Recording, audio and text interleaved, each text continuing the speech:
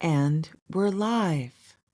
It is August 26th, the year of our Lord, some of our Lord.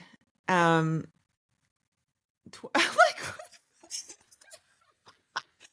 totally like 2025. And what do I say? I forget now the transition. Anyway, 8:00 a.m. It's 8:00 a.m. and you're watching Dog Shirt TV. And I am doing the monologue today because I have things that I would like to say that I haven't gotten to say. And also, I wanted to prove to Ben that I've been listening all of these times and can say exactly what he says. And I've already actually disproven that. So I'm going to move on. So last week, you may have seen that doctor, who is a real doctor, James Dobson, passed away.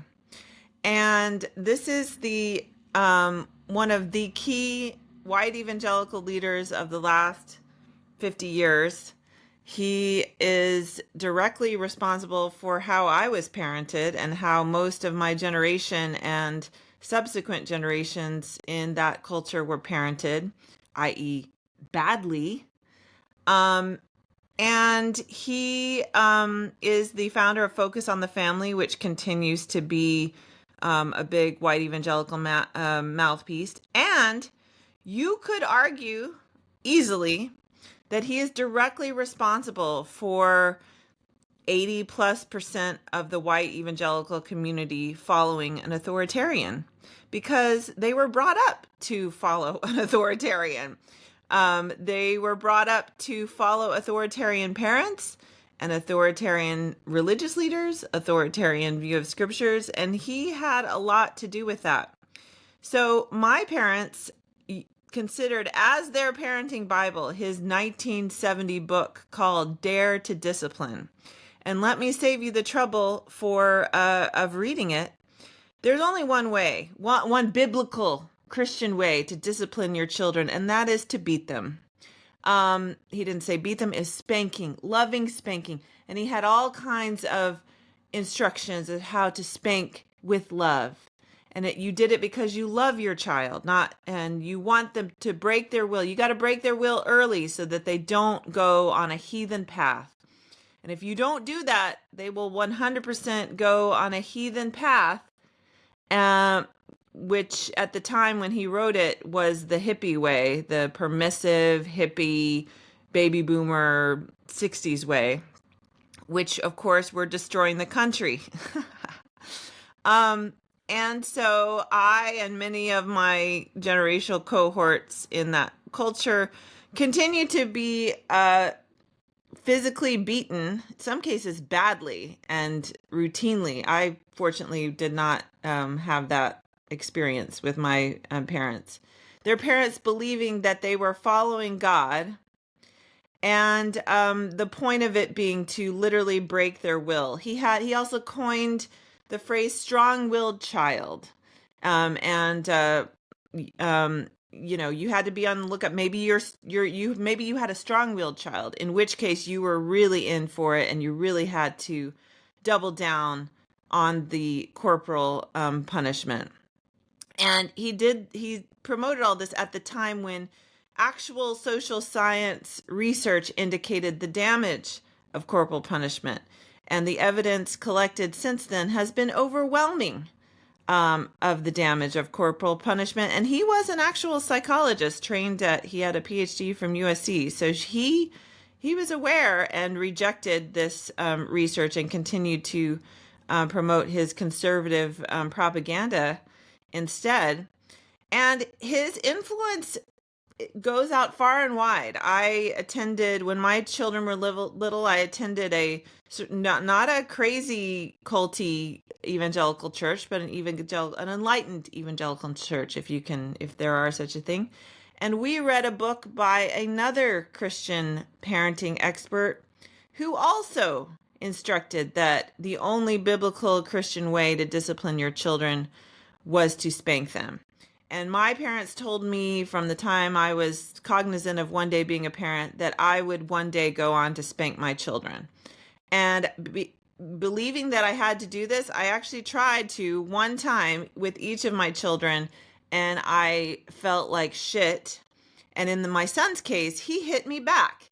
And I couldn't come up with an argument of why he shouldn't do that. And that kind of was the end of my Child self-defense league. Yeah. I was like, well, that's actually the rational response to this whole thing. But very authoritarian in parenting. He is the reason that at age 50, I am still kind of terrified of my 85-year-old parents, although I'm getting over it. I'm quickly getting over it. He also, just a few more data points on James Dobson. He also he was mentored by a eugenicist. He at one point discouraged interracial marriage. When you focus on the family, it's really the white family and getting the white, nice Christian families to have lots of children. He also was a founder of the purity culture movement. When I became a preteen, I was given his book, Preparing for Adolescence. This was all of the sex education that my parents provided me. And the big takeaways were you don't have any sex, don't masturbate. He preached that masturbation was evil and terrible and like the worst thing you could do. Obviously, he was incredibly unforgivable. Yeah, he was incredibly homophobic, and he was a proponent of conversion therapy. He also published a series of books on raising boy children versus girl children that emphasized very strict gender roles, and that if you didn't raise your boy properly, they would end up gay. This man caused enormous damage to millions of people who grew up in this culture. And his influence continues to be felt in the Trump era because, again, he helped build and sustain an authoritarian culture in white evangelicalism. Children that responded to that, adults who continued to respond to that, were conditioned to respond to that. And it is no wonder that over 80% of white evangelicals have gone along with an authoritarian because that is how they were raised.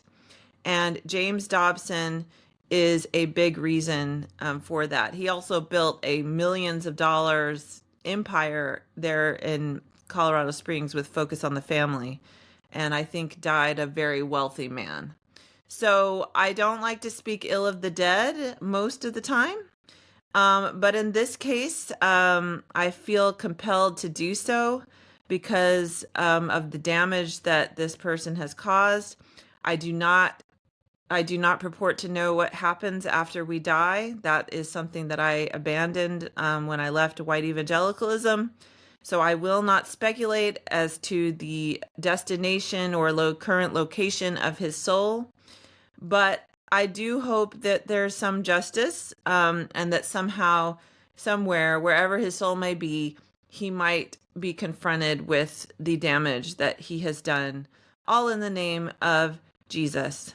And all of that is to say, this is now it's like coming down to the wire here. I'm starting to sweat. The sun is shining. The sun is shining. The birds are chirping. They are.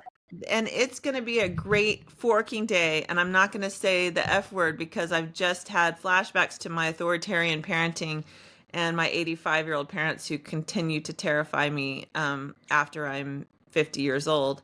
So I will say a great forking day. And here's the cactus. Cactus? You're watching Dog Shirt TV, a forking revolution in morning television. You are watching Dog Shirt TV, and it is a forking revolution in morning television. And one of the revolutions is that sometimes one of the co-hosts completely shoves the host out of the way and takes over the monologue.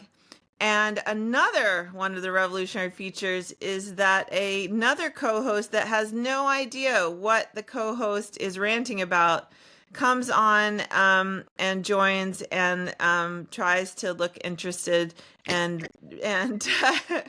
and but folks, we're not allowed to have fun anymore, but we are allowed to have random rants about white evangelical leaders.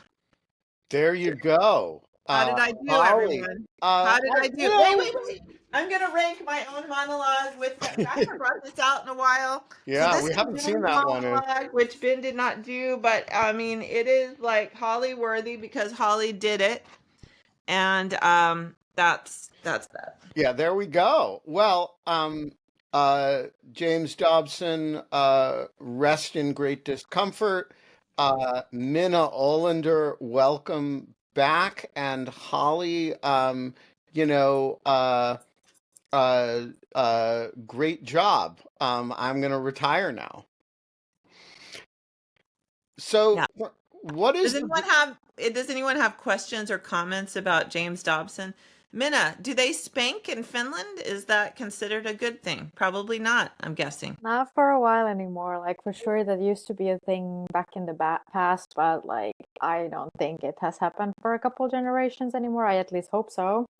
And as I mentioned before the show, I wasn't aware of who this guy was, but now I am informed and shocked, and I fully understand why you would want to take a moment to rant about this guy.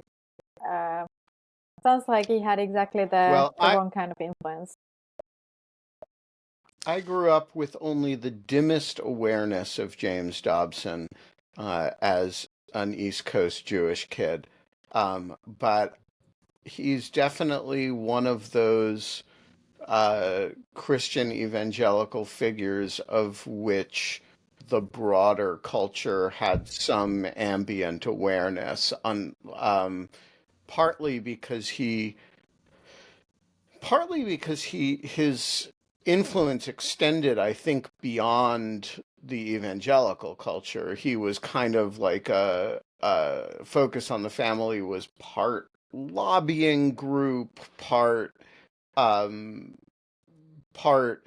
it was a television show too, right? Oh, it was an empire. It still is an empire. They have all kinds of curriculum. They have all kinds of lobbying stuff. They have radio. They have I don't know if they still have television in the streaming era, but yeah, no, it's a whole empire. Right, and it was all dressed up as partly, as less of a mission than a pseudo. I mean, he was definitely speaking Dr. James Dobson, right? He was a psychologist, and so he put kind of this veneer, this acceptable, educated, and he had kind of a a gentleman, like he's sort of the way he talked and whatever he came across as. Someone said the Dr. Phil of his day. Yes, like this sort of amiable, he came across as rather harmless, but what he taught was incredibly harmful. Well, all of which is a great transition to European security. Minna, what's on your mind this morning or this afternoon? Do you think Putin was spanked? I bet he was. Yeah. I would personally love to spank Vladimir Putin. And that's not a fetish on my part. That doesn't reflect anything about my sexuality. Just the idea of doing violence to that man makes me happy and gives me tingly feelings. In some cases, violence is justified. The only appropriate parenting tool. Apropos violence and Putin, there was this great Ukrainian meme about how the B-2 flew over Putin and was just in the right position, but it just continued flying. And this was sort of like a guy at the therapist chair. So I think that not only Ukrainians felt like that, but some others as well. Yeah, but really. Yeah, I think that Putin must have been like somehow mishandled by his alcoholic father or something. I'm pretty sure. Isn't that pretty likely to happen? At least his generation. I mean, you don't assume that somebody like that had a normal childhood. Well, same with Donald Trump, not a normal childhood. Although, some people I think are born with something's broken in their brain. I think there is a biological component to sociopathy, and in some cases, a sociopath might have had a normal family and loving parents, and there's just something broken in their brain. But I think in his case, I think it was. I know in Donald Trump's case, like there may be a biological component that was inherited from his sociopathic father. So Yeah, I don't. I think at the end of the day, there are these people who've been through hell and come out pretty normal, and I I just think looking for the origin story in a supervillain in their upbringing is a fool's errand. And I think like somebody like Donald Trump or Vladimir Putin has to take responsibility for who they are rather than we figure out ways to make excuses Yeah, for them because of some trauma that they suffered. not everybody's a victim. And also, Right. Some people. well, at some point you're not a victim. Even if you were a victim at one point, there is a statute of limitation on being a victim. Also, there's a how many people do you kill? Well, that's kind of yeah. It's like not even time. It's like, okay, yeah, your dad was mean to you. I don't see why 20,000 Ukrainian kids need to suffer for that. So, Minna, what's on your mind today, other than spanking Vladimir Putin? no, that's on your mind, Ben. I want to have this on the record. I try to think about Vladimir Putin as little as I can, actually. Because I just like don't think that guy deserves my brain space, that was actually something I wrote about in my Europe Dispatch contribution on Philip O'Brien's Substack last week, that I have this pet theory of the simultaneous Russian superiority and inferiority complex, that Putin just couldn't stand the fact that there was a whole generation of Finns and other nationalities that are, from the Russian point of view, inferior, of course, who just like didn't know anything about Russia, weren't interested in knowing anything about Russia, and just like lived the life going to other places and thinking about other things. And I somehow feel like part of this is like forcing people like me, who just lived a happy life, never thinking about Russia at all, or barely, to force us to think about Russia again. But that aside, what's on my mind is this whole flamingo business. Have you talked about it yet on the show? No. So wait a second. You haven't talked about the show on the show about this new Ukrainian missile, which is probably the world's first pink missile. So I am aware of the missile, but I have not had either you or Nastya on the show since the pink It's missile really a pity that became. she's not on the show today, because we were just texting about it and we're so obsessed about this pink missile. I think I was on the thread. Yeah, exactly. Or it may have been in the Dog Shirt TV thread. So I am aware of your joint obsession with the pink missile.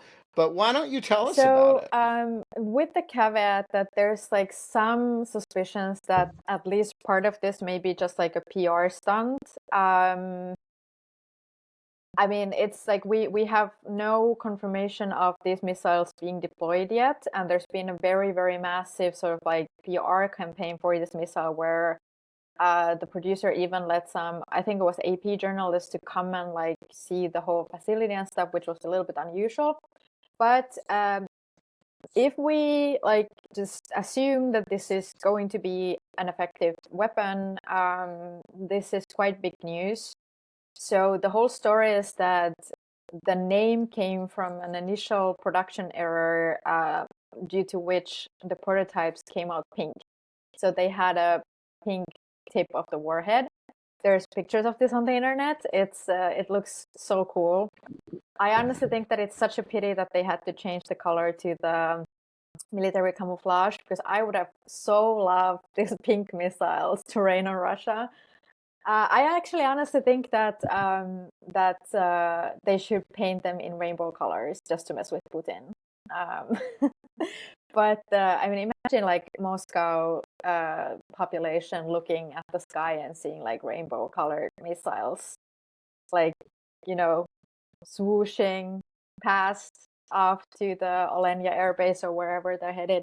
So the thing about these missiles, It's the gay bombardment. It'd be like the gay bombardment. exactly. Imagine So that you get hit by gay missiles. I mean, that would be so awesome. But in any case, so the thing about these missiles is that I just want to say that the and the missile that killed you was yeah, gay is that's for a Vatnik, that's a bad way to yeah, go. exactly. It just like adds insult to the injury.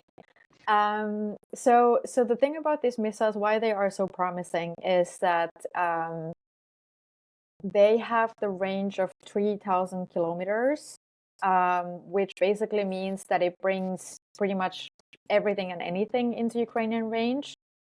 I was talking about this with Fabian Hoffman, and I really recommend reading his Substack on this missile. I can send a link later because, like, as you know, I can't speak and like search on the internet and send links at the same time, so I'll do it later. But so as he sort of explained it to me, this basically brings everything into Ukrainian range west of the Urals, which is great. So now this will, like, if this actually proves to be as promising as it sounds, this would really fundamentally change the sort of psychology of the war for Russia, because they have until now enjoyed this sanctuary in their own territory. And they have been able to sort of like rely on Ukraine not having its own long range capability that would do sufficient damage. I mean, Ukraine has really been working on this a lot and has developed various sort of long range drones and even smaller cruise missiles that have been occasionally very effective, as we saw, for example, in the Operation Spiderweb, and other cases where Ukraine has hit targets quite effectively, quite far away from its own borders. But nevertheless, like, the problem with these, so for existing long range systems has been that their payloads are so much smaller that if they miss the target even by a few meters, then the damage that they can cause is significantly less than with a payload of, I think it was more than 1,000 kilograms in this new missile.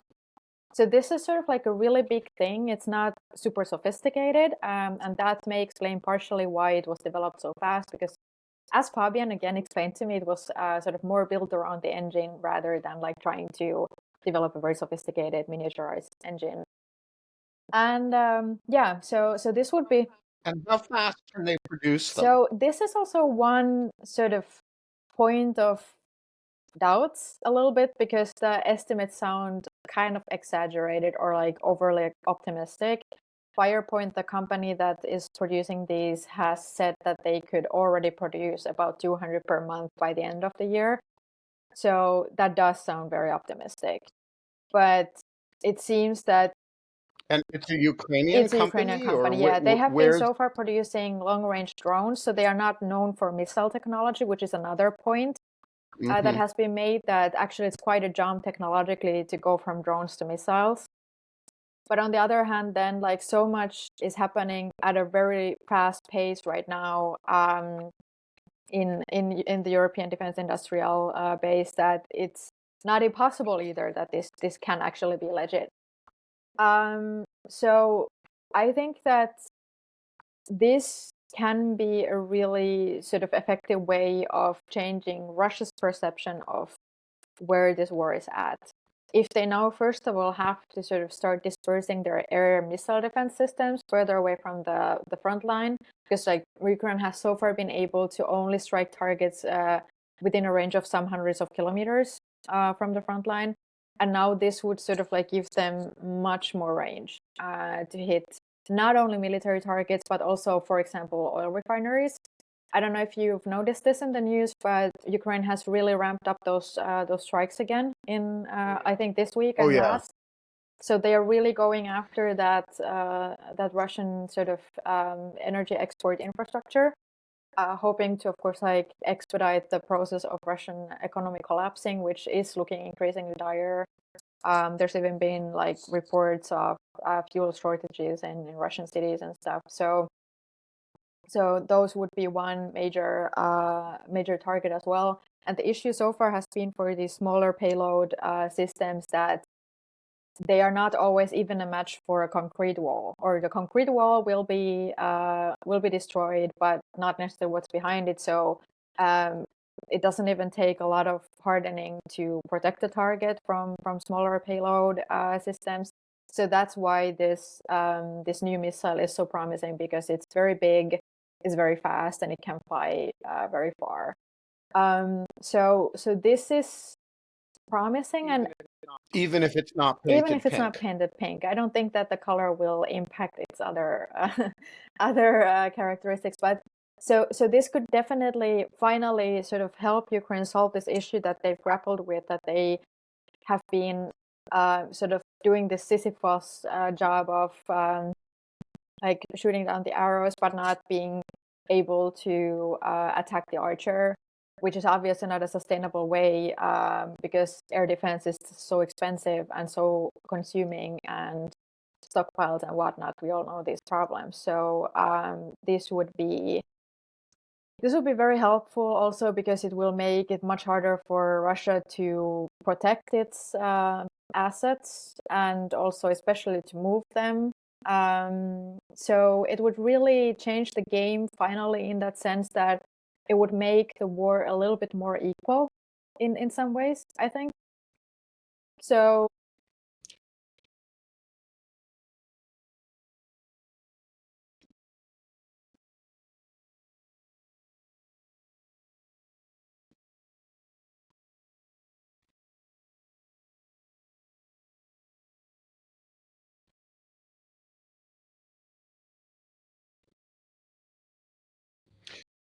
So I just got a notice that your system has stopped recording, Minna. Can I trouble you to refresh or leave the studio and then re-enter? And now Minna has frozen entirely. So Holly, does it matter to you if the missile is pink, or is it good enough if it can just hit Russian targets? I mean, the pink is a really nice touch, not It gonna really is. lie. However, I wonder, because I'm not a military person like at all. Um, does the pink make it like more easily spotted, like coming in? Does that matter in terms of the subterfuge of a missile attack? I don't know the answer to that. I don't think so, because missiles move so fast that they're Yeah. not tracked by humans anyway. They're tracked by radar and electronics, and I can't imagine the pink color would affect that. Well, then I Um, don't know why all missiles aren't pink, or like just do a mural on that. It seems like a lost opportunity for, deploying artists in war, yeah, have I them mean, decorate all the missiles. look, I've always thought that our assumption that dinosaurs were, greenish or brown rather than pink polka dotted or striped. I mean, we have very little information about actual dinosaur coloration, and we just assume that they're kind of earth tones. And rather than, American flag colored or, blue and yellow. And I've just thought that, we should really give dinosaurs a little bit more credit than that. And similarly, missiles should be appropriately decorated. And I think, for example, Finnish missiles should all be Moomin Troll themed. I could decoupage the missiles, with fabric. That would be fun, I Although feel. that might burn up on I mean, I think it's re-entry. all going to burn up, but it's just, it's just festive. That's all. Um, uh, yeah. So yeah, I'm pro all creative missile designs, particularly if they carry bigger payloads, longer distances. So, Minna, I have a couple more. And by the way, I have really good flamingo gossip about actual flamingos. But Wow. uh, but here is my question. What do we know about Russian missile air defenses in terms of, they mostly haven't had to deal with this problem so far. They've had to deal with small drones that are relatively easy to shoot down. But what kind of capacities do they have if you really imagine 200 a month of these things heading toward Moscow or other major Russian cities? What kind of capacity do they have to So you're control definitely that? asking the wrong person, and we have to have Fabian back on the show to discuss all this because I'm basically just repeating what he's telling me here.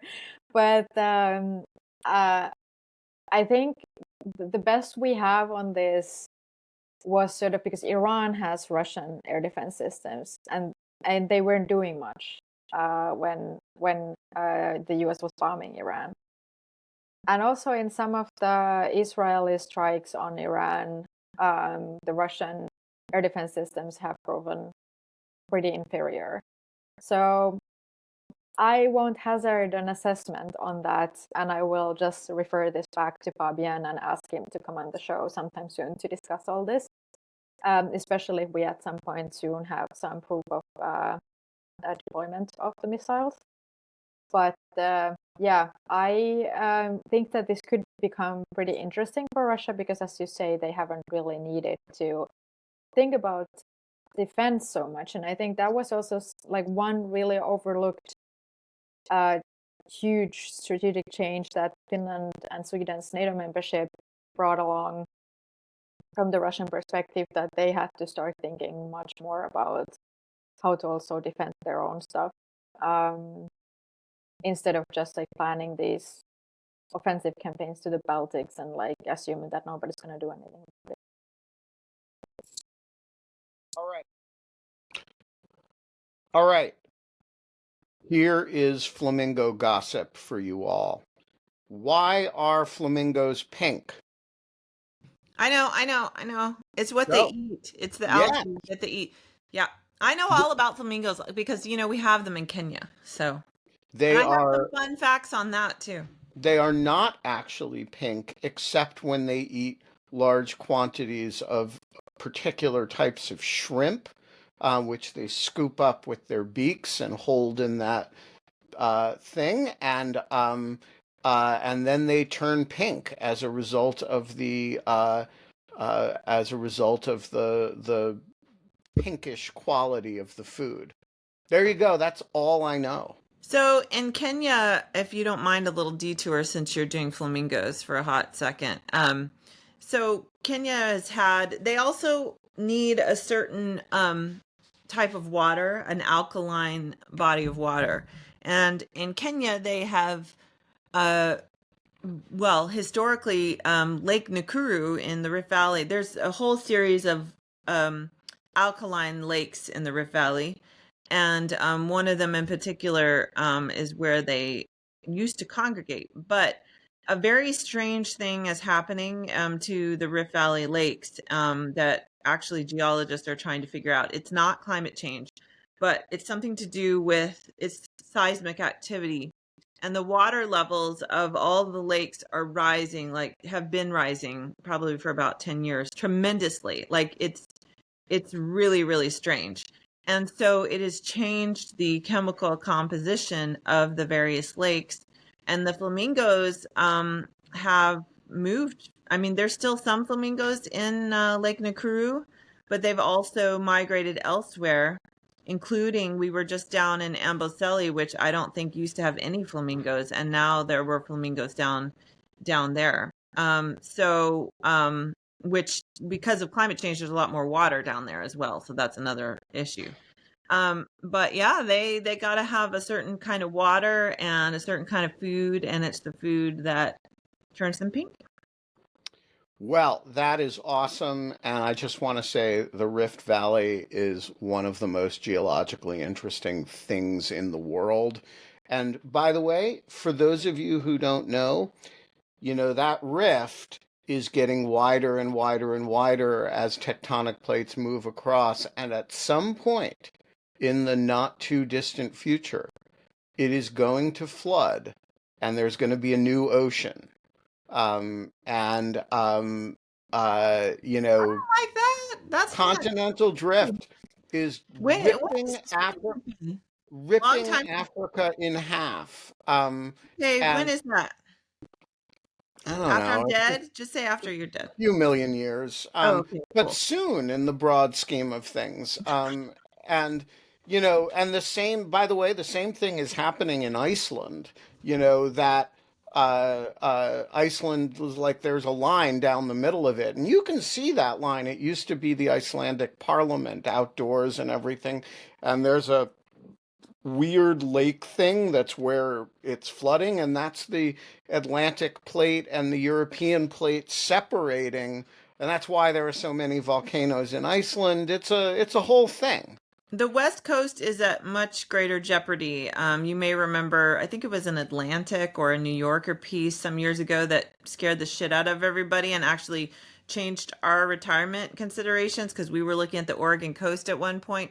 But the West Coast, like at any time, there could be a massive, massive, like Right. cataclysmic earthquake. But that's a different thing because That's a different thing. yeah, because that's a subduction zone. That's where one plate is going underneath another plate. I That's thought the two West plates Coast felt crashing like that. together. What makes Oh. the African plate and the Icelandic plate interesting is that it's two plates coming apart. Mm. Um, and so it's sort of the opposite effect. It's like, some of the plates have pink missiles and some of the plates are trying to mate. It's the opposite thing. Someone asked about earthquakes. There are small earthquakes in Kenya in the Rift Valley. The Rift Valley, by the way, it goes all the way down the east coast into South Africa, um, and even There's even starts in up in Israel, I believe. Tecton, if you look Yep. geologically, but it's probably most dramatic as a valley in Kenya, actually. And there are occasionally, I wouldn't say earthquakes, tremors. Occasionally, some of the volcanoes. The Rift Valley is littered with volcano. Mount Kenya was a volcano that blew millions of years ago. Mount Kilimanjaro was a volcano. There are multiple other volcanoes in the region, and every now and then, the one near my school will let off steam. There's huge geothermal activity that actually allows Kenya fuels most of Kenya's power. Kenya is 90% renewable. Their power is 90% renewables, in large measure because of the Rift Valley geothermal activity. And then at one point, there was a huge, just like massive thing that opened up all of a sudden some years ago, a rift in the Rift Valley. But other than that, there's not like a whole lot of seismic activity that I experienced anyway. What is any part of Finland seismically active? I don't have any sense of Finnish seismic activity. Not that I'm aware of. Am I audible now? Oops, I think My we've computer is lost. extremely slow just now. But I actually have an Yeah, interesting sort of geological story to share as well, because I was in Eastern Lapland just like last week, and there's an amethyst mine, a natural one, sort of like a tectonic amethyst mine, which is basically a very small surface mine where like four guys are occasionally digging, like in between guided tours that they do with tourists, and then they only sell the amethysts there in their own shop. And we did this tour there where you can go and sort of dig for yourself, but you actually don't even have to dig because it's all on the surface level. And the reason why it is that way is that these mountains that we have in Lapland in Finland, which are not even actually mountains, they're called fells. because they are so sort of like old and round and not very high. So they're something like half a kilometer high or something. So really not much. Nothing compared to the Alps or even the Norwegian mountains that are much spikier. And the thing is that they used to be like the Alps, but they are super old. So now they are sort of half of them. Yeah, so they have been like the ground, like half Appalachian of the Pier. mountain has been ground down. And you see it, for example, on the surface, which is often, you have these areas in Lapland that are just covered in stones and rocks. So you have this sort of like a huge area with just rocks, which is a total ankle killer. To walk over. But that's like, for example, the fell that where I was at is one of those where you very easily twist your ankle in the on those stone fields. And we found a lot of amethyst because it had been raining heavily the night before, and the rain had sort of like just brushed off or washed off all the dirt from the surface. So it wasn't even so much digging; it was like picking the gems from the ground. So we found like these big ones. Here's another one with like a really beautiful color. And we found like really a shit ton of these, like all kinds of like a little smaller ones. They were just lying on the And they're surface. just Like lying on the occasionally you would just surface? like scratch a little bit and then you would find another one underneath. I also found one that had this kind of intact sort of structure. And yeah, so we found like a lot of these Oh, in I see. different It's sizes dark. and shapes. So that was fun. And you could just take those? Yeah, Is so that legal just to it's like pick actually a up really good amethyst? business model Or have you because broke? they basically have the tourists pay for this tour and the access to the mine, and then the tourists do all the work, but they pay for doing the labor. And then you can take for free one amethyst that fits into like your palm. Um, and then sort of if you want to take more, for example, the whole bowl, like if you really found a lot of good ones and you want to take the whole bowl, you can then you pay a little bit. Like I don't know, I think I paid €8 for like taking the rest of these as well, and not just the two big ones that we found. So it's quite a good business model, and it's kind of fun because it's this super like non-industrial mine. I also learned that Brazil is the biggest amethyst producer in the world, and they're actually used sort of like for their conductor abilities. They are used in some like technology and stuff, but they're not like super valuable gems in that sense. But yeah, that was pretty cool that they were just like lying around there. And it used to be like in the middle of the mountain or in the lower part where there's like immense pressure. Like was some I don't know, billions of years ago. But now that's all on the surface because most of the mountain has been ground down. So that was cool. That's super interesting. I did not know that the hills in Lapland were that old. I think of that as a kind of like U.S. Appalachians thing, formerly giant mountains that are now kind of more or less rolling hills because they're super freaking old. Um, all right. Well, guys, we've covered the death of James Dobson, pink missiles, flamingo biology, and seismic activity in Kenya, the Rift Valley, Finland, and associated rocks. I don't know where we go from here. But if you want to, it's a great time to pop in on any of these subjects. If Well, you're, I was going to say that the book club last night was really good. I'm echoing. Does anyone else hear me echoing? No? it's Oh, coming it was from me. Minna's Okay, area. yeah, it's Minna. Okay, I thought it was really fun. I couldn't stay for the whole time, but I thought it was really good. What did you think? I enjoyed the book club a great deal. I am looking forward to the two future scheduled book clubs where we will have an author who has chosen um, uh, an associated piece of fiction to go with her book. But yeah, I thought it was a very successful launch of the project, and I had a good time. We will be posting for those who missed it last night. We will be posting the video today, but it will be for paid subscribers only. Just warning you. It's um, uh, and Richard asks, how can a viewer join the book club, Ben? And the answer is, if you can get into the same link that you used to join today, will work for all Dog Shirt TV productions, including the book club. And so the next book club meeting is about a month from now.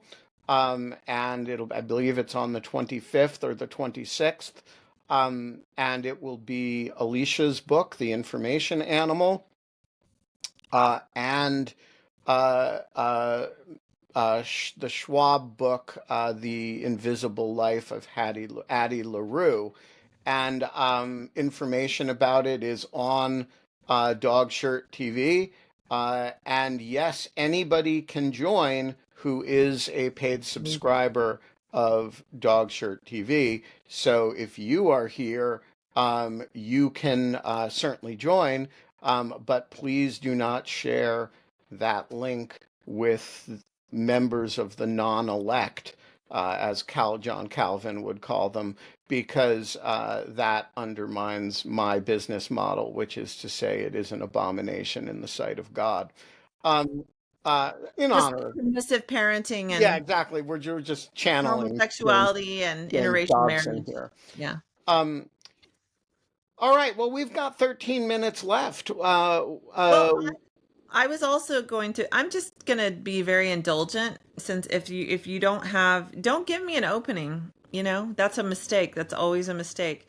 But I was going to talk about my book launch last week event, which was really amazing. Yes? Yes, please do. And also, a particular announcement about Holly's book and the book club meeting for Holly, which I believe will be in October. Um, that is going to be live from Politics and Prose. And we Will live to regret their choices. yeah, we're just gonna move into Politics and Prose and do the Yeah, book but you club can from buy your there. book from them too. Why, whatever. Give them the business. I don't care. They should have had an event with me, especially when I tell you about the one I had in a place I don't even live. Yeah, so let's hear about it. Yeah, so I can't claim all the credit, obviously, because I did the event with New York Times best-selling author Kristen Dumais, who has been on Dog Shirt TV, I do believe, in the past. She is the author. She's a historian and the author of Jesus and John Wayne, about tracing the roots of MAGA Christianity in the post World War II rise of militant masculine Christianity. And I think there's a whole chapter, or a big part of a chapter, on James Dobson, in fact. So she is based in Grand Rapids. She teaches at Calvin University, and I'm sure is the main reason why over 100 people came to the event, which was amazing to me. It was in a bookstore who sold a lot of books. Just want to say. Yeah, not directing that to anybody. Yeah, they sold a lot of books. It was an independent bookstore called Schuler Books. If you're in Michigan, check them out. They were fantastic. And I was really, really touched.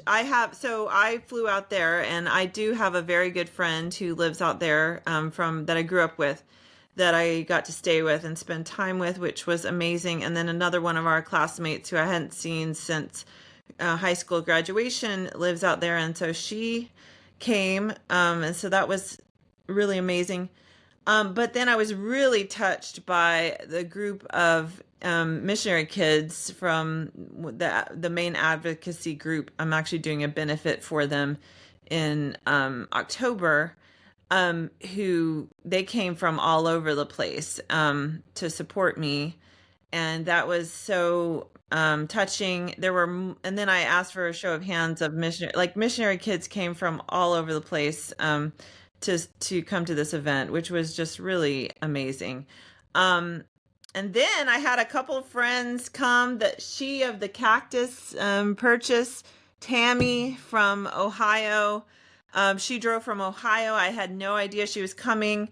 She just walked in, and I was so surprised. It was amazing.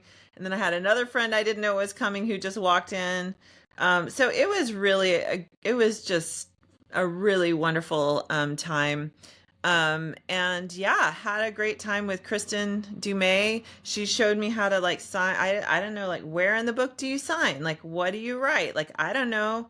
I sold an academic book last time. There was no book event. So yeah, it was just phenomenal. And then I got back and was thrown a loop with news of a friend's tragic passing, and more friends losing their security clearances. And so that's kind of how life is, right? Life in America these days, from the highs to the lows in highs and the lows. 5 seconds. Yeah. So I have many other events this fall. Those of you who are in DC area or can drive in, there's an event September 11th at my church with NPR's Sarah McCammon, who's also been on this show. There is an October 6th event at Bus Boys and Poets, a bookstore that will sell books, my book, in DC. And that will be with the Bulwark's Mona Charon. I just taped Mona Charon's podcast last week. That was another high last week. It'll be out in a couple of weeks, but obviously I'm like a Bulwark super fan. I think a lot of this community is a fan of the Bulwark. Ben is a member of the expanded Bulwark universe. I have a piece coming out in the Bulwark this morning. He has a piece coming out in the Bulwark. He broke live news that was very kind of you to sort of lend them your live feed and bring Tim Miller in. So we love the Bulwark. So it's been great that Mona is going to do that for me, also, both the podcast and the live event. And then I have an event in October 18th that I'll tell you more about later. But then I'm also going to Tulsa, Little Rock. Where else? Oh, the Bay Area. I have an event in Stanford at the end of October, which is exciting. I'm possibly working on events in Austin and Kansas City.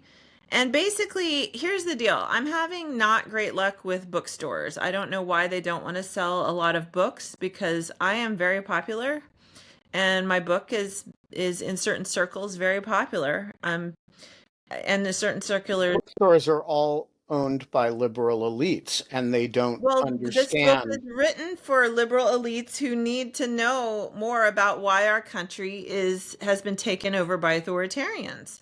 And this book will enlighten them or help enlighten them. It's another facet of the story that is particularly interesting, if I might say.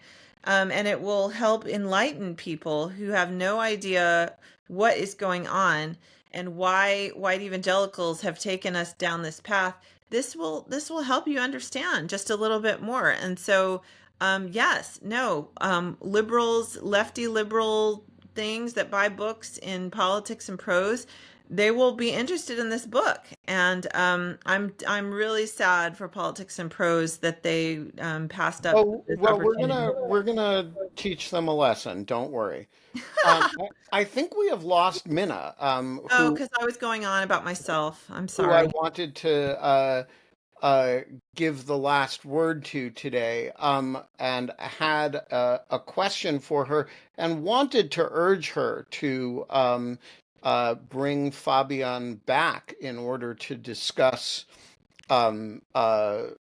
pink missiles and whether we can make this war much gayer. Oh, there she is. Now I will shut up. I'll even mute myself. Oh, Thank you for audible now?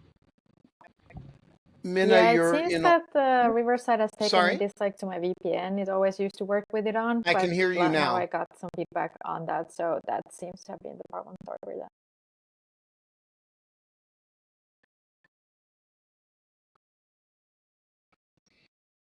Gotcha. All right. So a couple things to finish up. The first is we got to get Fabian back on to talk about gay missiles and whether Putin has defenses against that. Um, uh, you know. The second thing is any final Ålander Well, actually, thoughts it's kind of funny before because like, there was just we a turn question into a about whether pumpkin. there are many missile experts named Fabian, and there's at least two from Germany who both are called Fabian. One is called Hoffman, and the other one Hintz. So, if you're German and you name your child Fabian, and your last name starts with an H, there is some statistical chance that he will become a missile expert based on this.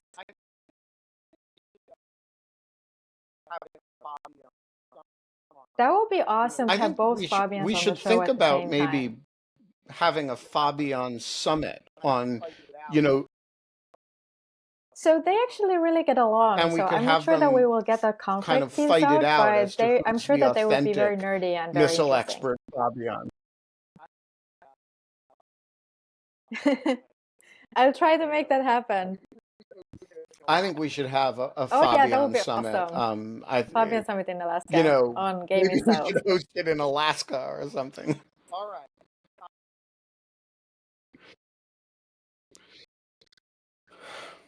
All right.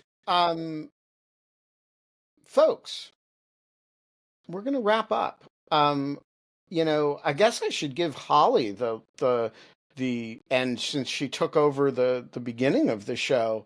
I've Folks, always had a little bit more trouble with the end of the show. Like there's no official sign off the way there is an official beginning. I don't know. folks, you say folks. It is almost 9 o'clock. We will be back tomorrow. I don't know. JVL always says good luck, America. We have a more international group, so maybe we should say good luck, planet Earth. Yeah, I mean, we have I mean, there's the problem with the sign off is that the right way to sign off would be to say what's going to be happening on the show tomorrow. Like We never tomorrow, know. we've got a fabulous guest. It's Yes, going to be so and so is going to join us. we never But know. we don't really usually know who the You guest never is going to know. be. And by the Yeah. way, half the time there is a scheduled guest. I don't know their name off the top of my head because it's some friend of a co-host who is a specialist in needle exchange programs in inner cities, and I just don't know their name, and so I kind of know like so and so scheduled a guest, but like what that person's going to talk about, and so the likelihood that I'm going to say something accidentally insulting is or just negligent is way too high to speculate. So I almost always just don't do it.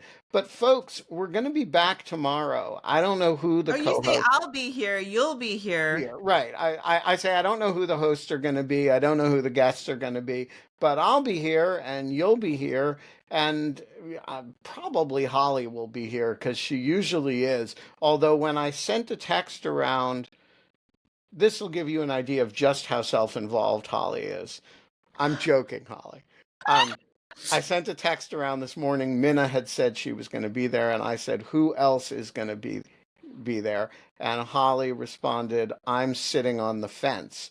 And I only coaxed her to be here by promising her she could take over the the introduction to the show and do a monologue about And it's James a Dobson. great chance.